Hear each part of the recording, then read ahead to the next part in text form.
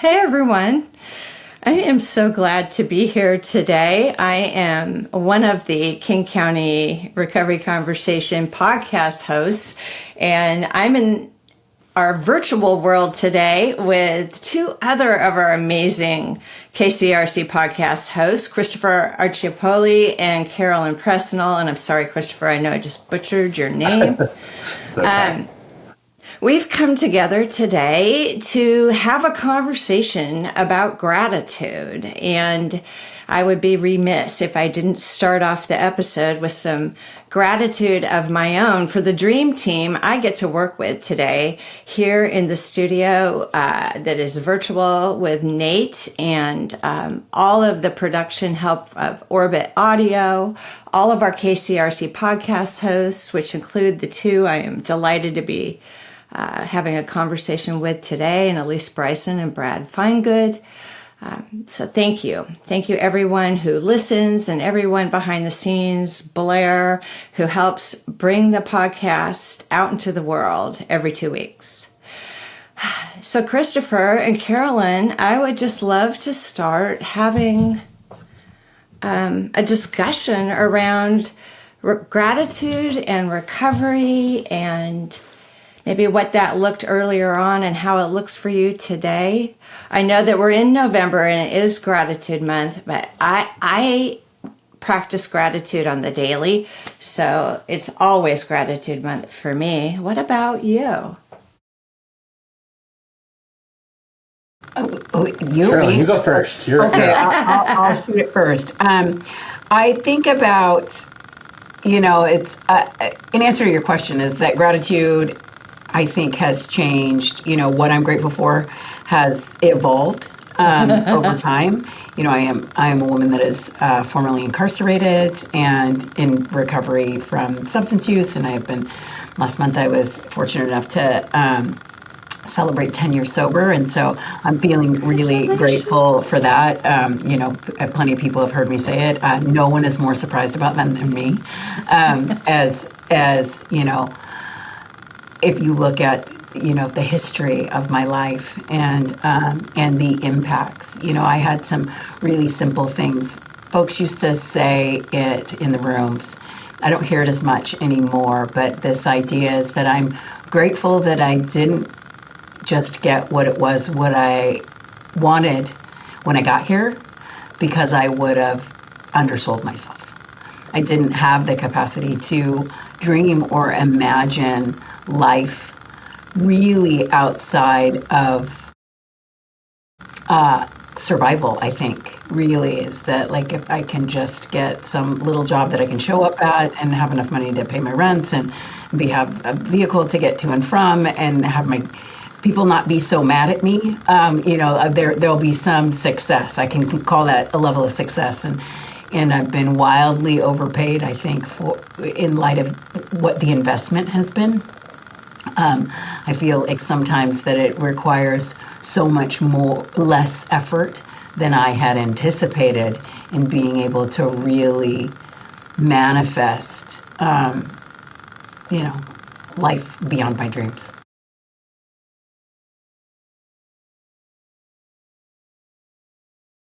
Yeah, I mean, for me, gratitude is something I do to kind of center myself. It's an intentional practice, and it's not something I do naturally. I am sort of a glass half empty kind of person naturally. It's taken me many years to get to a point where I can appreciate that either, like, realistically the glass is just half, or that it's half full, but my natural state is this sort of like wah-wah.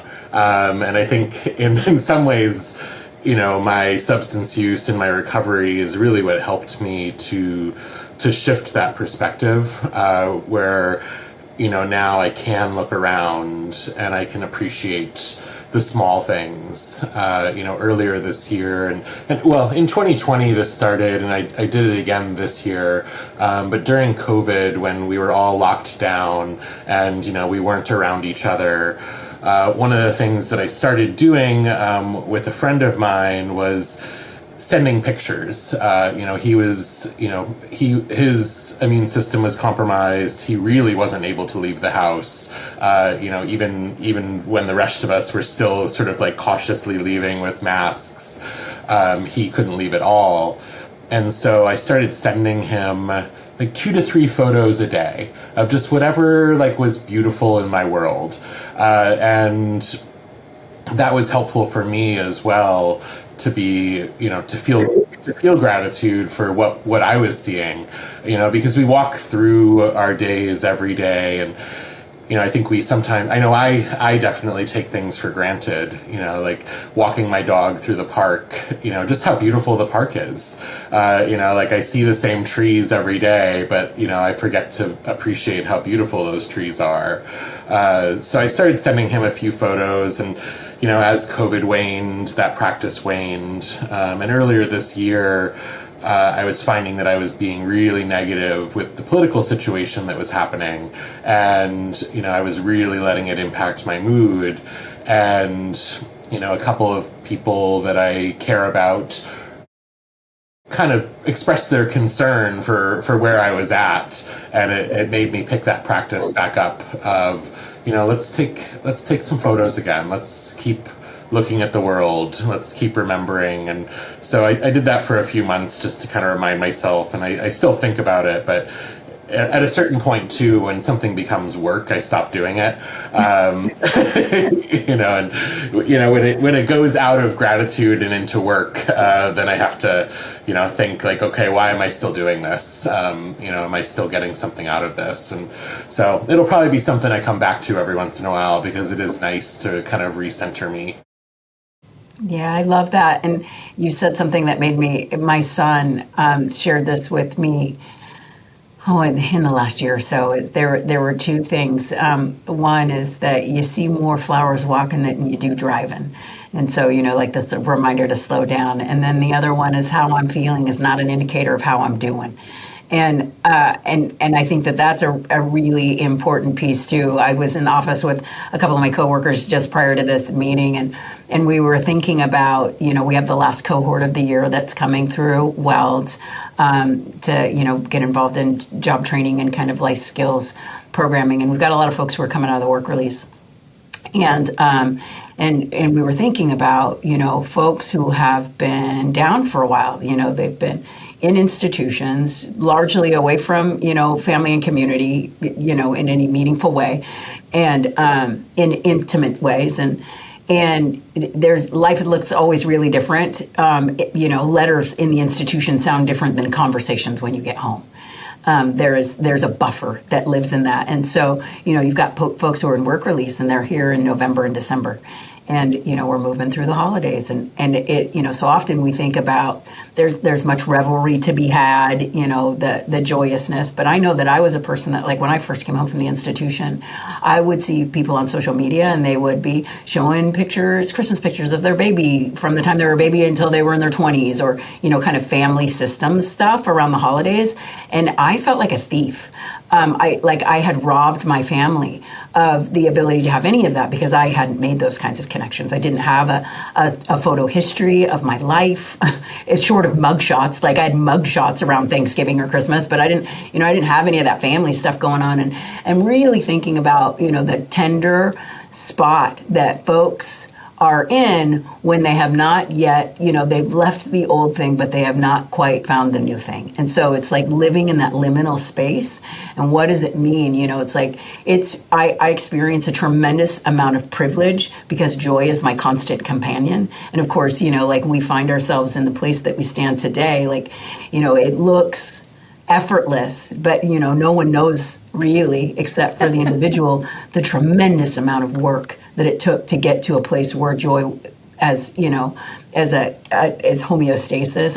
I, Christopher, on the other hand, am generally a glass half full. Like, I'm that, sometimes to my detriment. I'm a glass half full kind of gal. It's like it just overshooting optimism sometimes, but which I hope that remains true, because that absolutely was not my story. 75% of my life. I was a manifester of doom, and I absolutely reaped what I sowed.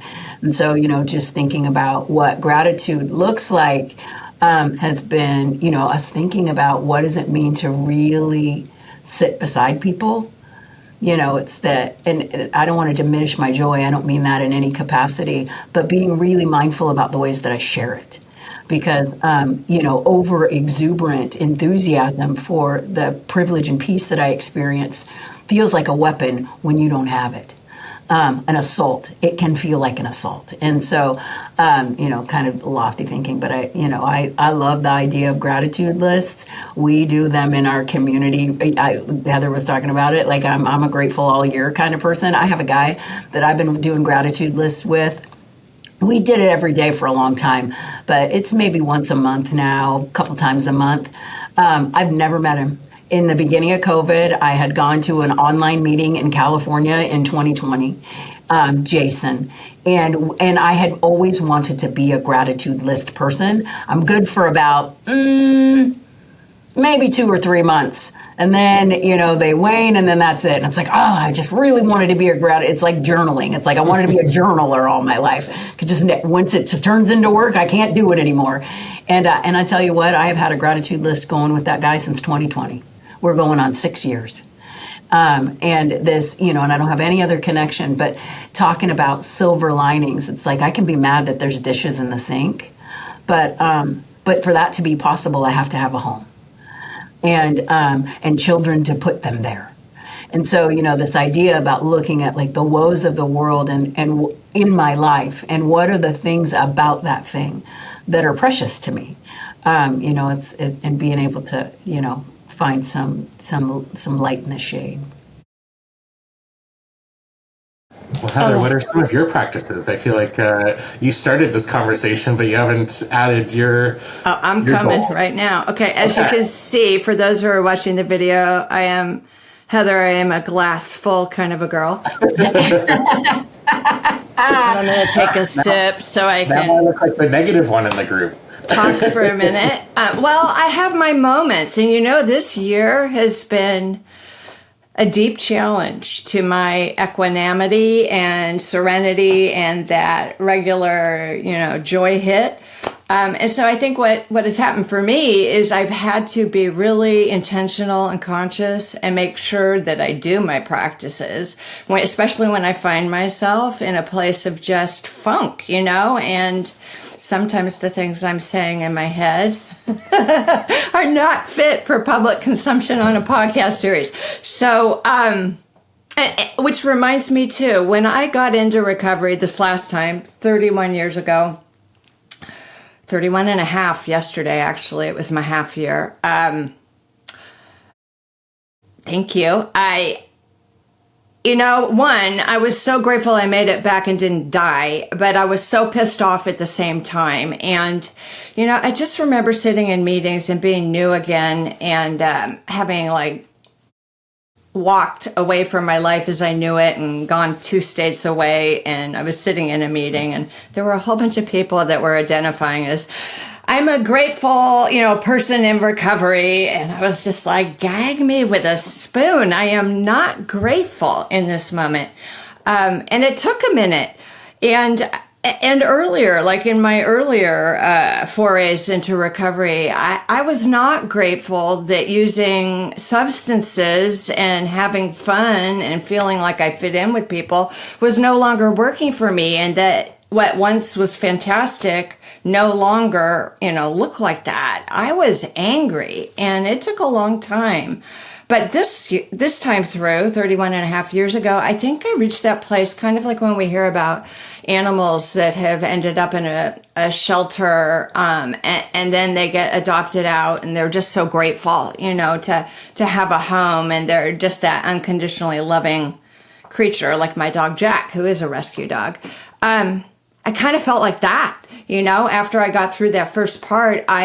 I was like, oh my God, I can't believe I have another chance at life and freedom and an opportunity to show up differently with my family and not create more harm, which I had been doing, for a while. And I think one of the greatest things for me is the idea of gratitude has shifted, like we've been talking about, and recovery shifts, right? It changes from moment to moment. The longer I'm here, my understanding, like, of my higher power or different aspects of my life and the way I want to walk as a woman in recovery in the world has expanded. And in some ways, like, my idea of thinking I know everything has changed to knowing nothing. For me, what I've discovered is, one, gratitude changes my mood. If I can be thankful about something, I can shift that,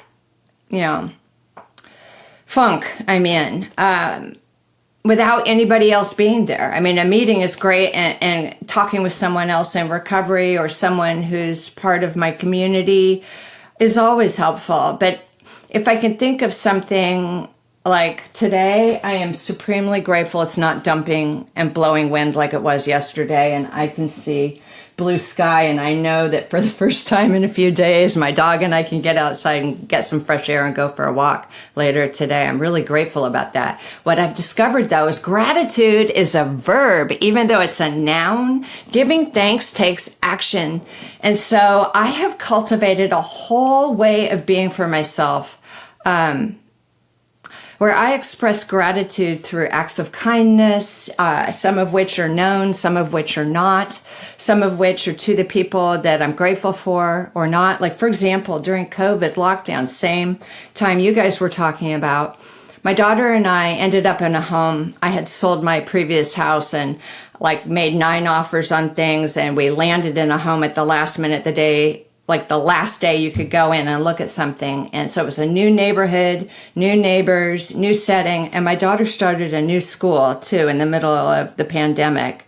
And so we were feeling a little bit disconnected, but trying to set down roots in a new place. And I was really grateful that we were healthy and that we were in this warm home and not having to live out of a suitcase like we had for the last 4.5 months.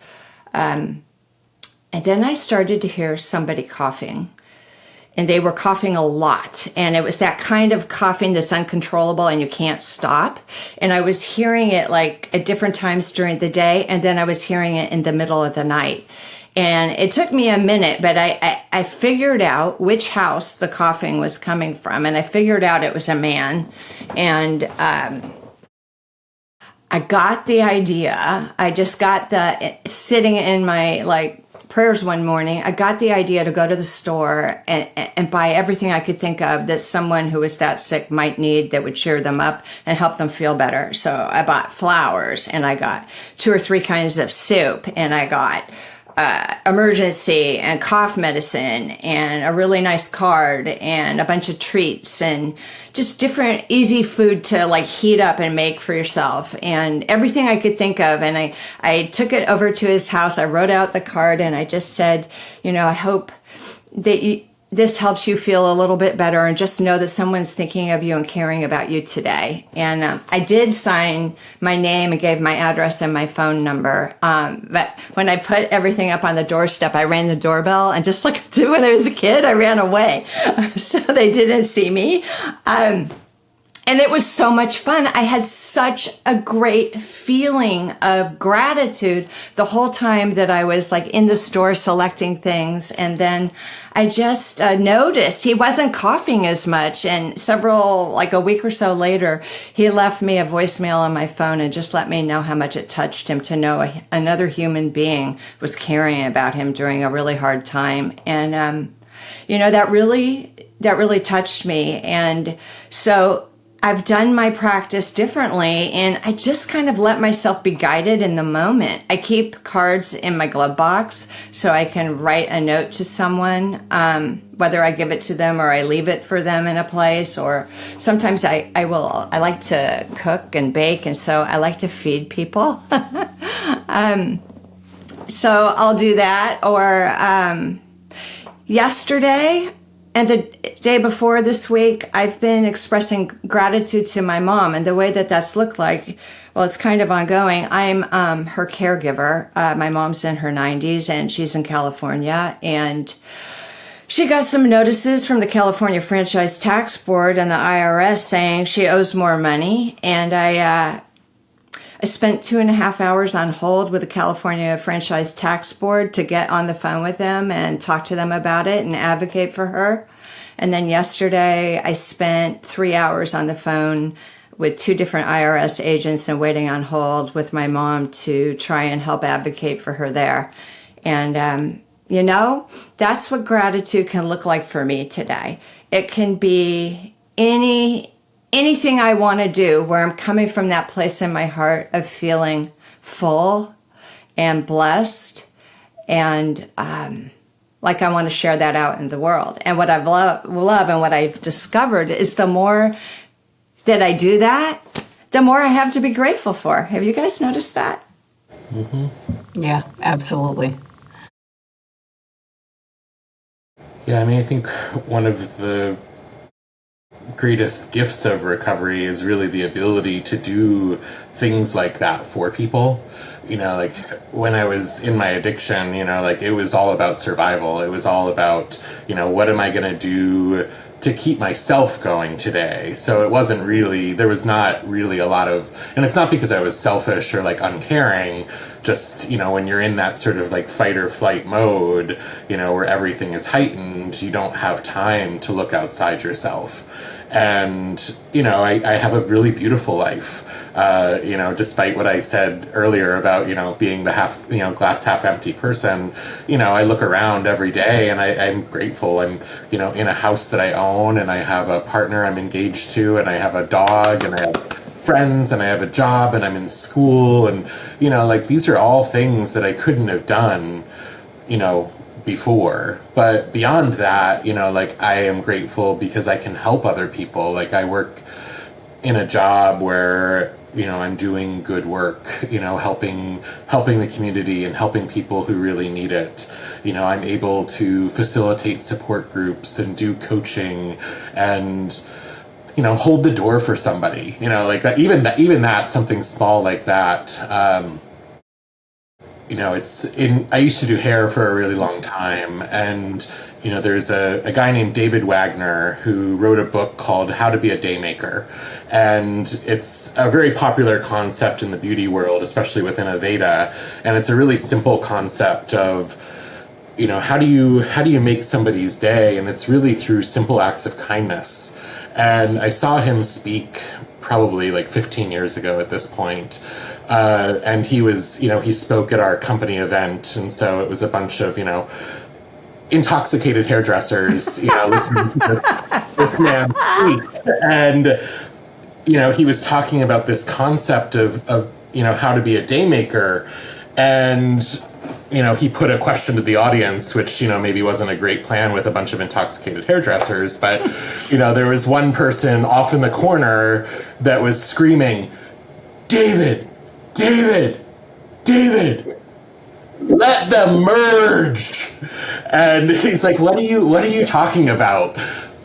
When you're on the freeway and somebody's trying to get off, let them merge. And, and I think about, that on a regular basis, because like, that really can change somebody's life. Like if they're trying to get off and they're one lane over and, now they're not going to be 20 minutes late because you let them merge. And so, and when I was not in my best space, I didn't want to be around anybody. I wasn't holding a door for anybody. I wasn't smiling at them. I was head down, walking as fast as I could to get away from people. And so that was a long way of saying, part of my gratitude is the ability to like make a difference in people's lives. And, whether it's the big things like the work that I do or the small things like holding the door as I'm, leaving the grocery store, like these are the ways that like I can make a difference in the world. Yeah, I love that. you guys both made me think of, kind of the economy of it all. And it absolutely, I'd heard an old timer years ago, and he was like, you know how you get rid of road rage? You let them in. And like, to me, I remember when I heard that, it was like a mind blowing concept. I was like, what do you mean let them in? And it was like, I understood, I found out later, that there are steps that come before that. Is that first I have to have good time management, because if my time management isn't good, I can't let you in. And so it was like all of these little ways in which I care for myself. It's like that oxygen mask first thing. It's that it seems counterintuitive when the problem is out here, that my job is to do the work in here, internally. That's always seems so wild to me. And it's being able to create capacity and in the measure of gratitude, I heard you, Heather, you said something like, in the beginning when you would hear people, and of course we're like, in 12-step communities, this is gratitude month. It's the 11th month. So that's all you're hearing right now is about gratitude. And but I would hear people say that they were grateful to, be an alcoholic, or they were grateful to be a drug addict. And it was like, I would have given anything in the world to be anything other than that, and I was looking at it from the vantage point of the mess. And, and when I think now about kind of cosmic economy, like the idea that just no thing is wasted, like no thing, like the most precious gift that I have been given in large measure, which seems wild to say, is like my alcoholism. I had no idea the dividends that would be paid to me and through me as a result of that particular thing. I would have, many of the gifts of my recovery have come in these packages that I would have preferred to not open. It's like, I don't want any part of that. Like that's a heavy cost. The thing that you're asking me to relinquish sounds absurd. The concepts, that I'm being asked to yield, the ways that I'm being called to open, seem bananas to me. Like, as a matter of fact, it's like, and I was a gal when I came in, like I was coming in to solve my chemistry problem. Like my problem with chemicals. I didn't think I had a life I thought if you remove this thing, then the life's going to get better.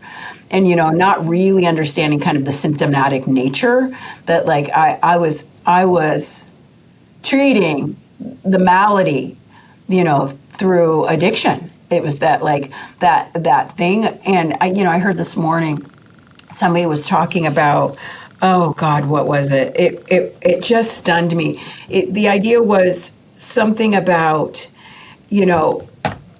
like my inside self and my internal self and my external self were deeply disconnected. And like coming into communities of healing and, purpose, allowed those two things to meet.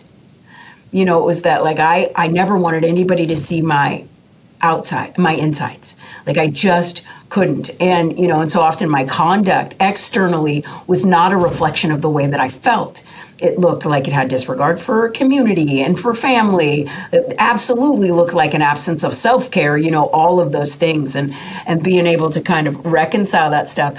And, in so doing is that like when hard things come, this idea that it's not good or bad, they're just hard. My friend uses this analogy. She's like, if I'm on a hike and I'm going up the incline on the hike, I don't say that this is a bad incline. I say it's a hard incline, and this idea is that like the challenge actually develops something in me that's underdeveloped. And so like that it is opportunistic as opposed to being a reflection of my value, which is the way that I've looked at hard things all my life. Is that I'm going through this thing, or what's going on in the world is a deep injustice. And that doesn't mean that it's not, but it's not personal in the sense it's that like I'm being called to reflect, is this in alignment with who I want to be or is it not? And then what is it that I'm being called to do instead? And there are myriad of great spiritual teachers, in the world, and and I don't practice any particular dogma, but there is this concept of trying to understand as opposed to be understood. The fight to be understood has been punitive, like it's a form of self-flagellation to me. It's that like the world doesn't get any better because I think you should change, and it's that like, but it's that as I begin to change, my view of the world gets better, and then the things that I touch change too. Like that has, and I've been, I've gotten to bear witness to that in recovery communities for years. It's like the admiration of watching someone match serenity with calamity. Like that idea of being above the storm. It's that like the circumstances doesn't change, but like being able to be with less thoughts of self. In the midst of my trouble, like I am best served if I'm useful. Like thinking about me, sitting around thinking about me ain't been my best friend. Not in any real way. And so like the usefulness and gratitude, the cultivation of gratitude has been in looking at the things really that are hard and then finding a way to find their value. And then, of course, my experience, and, I don't think this is different for anybody really, is that I don't really know what I learned until I attempt to teach it to someone else. Is that so like in the sharing of it is that like I get to have like that full circuit experience, the circuit closes so that I really understand what it is that I learned as I walk through with someone else through the hard. And I love that you talked about that, Chris. It's like the facilitation of groups or, one-on-one interactions with people or any of that stuff. And, the thing that I've been least inclined to do has paid the dividends that were the thing that I was seeking in the places I would have normally looked. And, it's like, and I love the opportunity to have been wrong so often because I have less conviction about it all. No flags in the sand. Yeah, I can so relate to everything you were just sharing, Carolyn, and that piece around having gratitude for the exact life I've had and the situation that I was given and being someone that has substance use disorder and has walked through hell and fires and, torched my life more than once and risen above it from the ashes like a phoenix in recovery. I am grateful for that today, and I am grateful for the places that it's allowed me the honor to walk in today and the people that I get to walk shoulder to shoulder with. And it's a life beyond anything I could have ever imagined, so much greater and more. Like every single experience I have ever been through has been useful and utilized in speaking with, supporting, walking with another, teaching, many different things that I've had the opportunity to do here. And I've fallen into roles, I think, absolutely on purpose and because of my recovery. Like I ended up, one of my sponsors, in fact, two of them took me to the Center for Spiritual Living, 2 different locations. And I ended up staying after everybody, went to the service and went to brunch. I started going to classes, and the next thing you know, I became a minister. And I got to care for people. I got to provide love and support and help. And it was really gratifying, especially for someone who got here after feeling like a piece of, crap. And like I had just taken and manipulated and stolen and lied and cheated and, everything and everyone that I possibly could and didn't deserve, the life and being spared that I was given. And it was really wonderful to have that opportunity to be a servant leader. And I think there's something about, when we go through healing and we get to the other side and we help those coming behind us and around us. And I was always placed with people that were the exact right fit for me and had wonderful opportunities to facilitate workshops and retreats and classes. And one of my favorites as a minister has been to celebrate people's lives and officiate weddings and baby blessings and house blessings. And I remember as a student, one of the first ceremonies I was gifted was a young woman's death from an accidental overdose. And that's how my higher power works. I just have gotten the most brutal and beautiful opportunities to show up in a way that I was the right person to do that, and help people through an impossibly difficult situation because of my empathy and understanding and experience. And having a job today where I get to do work that is purposeful and has a direct result and impact on people in our community is the greatest gift I've ever been given. And besides my life and my recovery and my daughter and things like that, I'm profoundly grateful that every day I get to show up and do something that has meaning and is, giving back in a way, because I am so grateful for that life and being saved and being here now with all of you. Thank you. I think that's the gratitude that we actually missed at the beginning, is being grateful to be together today. I'm grateful for the two of you and for so many people in our recovery community. I mean, Karen, I think you both talked about, sort of the gift of our substance use also, like what that brought to us. And I am grateful for that, because I know that I would not be the same person without those choices. These were not good choices. These are not choices I advocate that anyone make, but I have a greater sense of empathy because of it. And I have met some of the most amazing people that I have ever met in my entire life through the recovery community. So thank you.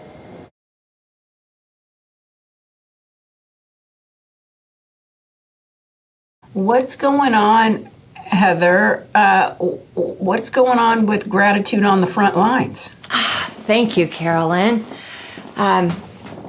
So during COVID lockdown and the time that followed before we could come together, KCRC, King County Recovery Coalition, was trying to figure out something we could do that would help raise morale and just shine a light on the people, the brave and amazing and loving and kind and generous people in our community that were serving tirelessly in amazing ways. And since we were seeing doctors and nurses and, paramedics and people like that getting honored fairly regularly at the time, we had the thought of, what if we created a campaign and asked everybody in King County to help us celebrate and shine a light on our behavioral health frontline workers. And so we did, and we called it Gratitude for the Frontlines. And so we created an opportunity for people to send in and write us stories about someone who had impacted their or a loved one's mental health, resilience, and or substance use recovery. Someone who was a co-worker that worked in the field that really helped their community, whatever it might be. And we got over 70 nominations for individuals, and we got something like 17 for behavioral health organizations and peer support places. And we took care packages to each individual, and we shared the stories that their nominator had shared with us, and sent them cards and just all kinds of wonderful little things to help them know that we were thinking about them and so grateful. And we ended up taking some lunches in to a couple of the organizations where they had so many of their staff get nominated. And we had a webinar at the time. We ended up having a webinar episode around some of the nominees and some of the people that had nominated them. It was really wonderful. And Dow Constantine recorded a video for us thanking all of the behavioral health workers in King County and just expressing our gratitude. And we decided this year that we would like to do it again, and that now, earlier this year, we decided that in 2025, we would like to really express our gratitude again and shine a light on all of the people in our behavioral health community, those frontline workers that are just making a difference on the daily in ways we can't even count or imagine. And so my invitation to all of you listening is to go to our website, kcrecovery.org. And this will be up by the time, hopefully, that this episode drops. And it will also be on our socials. So you can find us on Instagram and Facebook and LinkedIn, King County Recovery Coalition. And we'll have a way for you to submit those stories, people's photos, anything you'd like to share. And we're going to celebrate. For the next few months, we're going to be celebrating our behavioral health community. So thank you so much for reminding me, Carolyn, to speak to that. Did you know anyone that was nominated the last time, or did you nominate anyone when we did it? Were you around? Neither one, but I bet you I do it this time. Yep, this is new to me, but I'm excited to. I've already got a list in my head. I'm ready. Yeah, and the thing is, everyone, you can send in more than one. You can nominate as many people and places as you want to, because more is better, right? When it comes to gratitude. Kimmy Reedy was one of the people who was nominated in the first campaign, and that's actually when I got to meet her, was going up to Pierce, Seattle and taking her care package up to her. Nice. It was really wonderful. And Friends, the baking company, gave us cookies, and a whole bunch of different organizations gifted us with things to put in those care packages. So I'm really excited to be doing it again.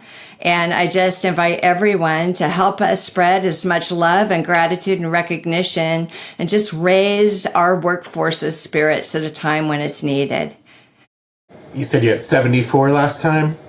We had over 70 individual people, and then we had about 17 organizations that were nominated. Well, we can beat that. Yeah, let's do it. Let's beat it. We got to get to triple digits this time. Let's go. Triple digits. Okay, King County, I know it's possible. We got this, team. Well, thank you so much, you two, for joining me today for this wonderful podcast host, KCRC conversation on gratitude. Thank you. Go ahead. Thank you. You're the one who pulled it together. So thank you for wrangling cats and getting us here within just a couple days. Yeah, within a week. We got this going so fast. And I'm so grateful to Nate and Orbit Audio for saying, absolutely, we're happy to play and support you in bringing this together. Thank you, Carolyn, for being a willing participant, always bringing your wisdom and your grace. I always value so much what you have to share. You too, Chris. And I'd like to thank the Behavioral Health and Recovery Division for helping make this podcast series possible.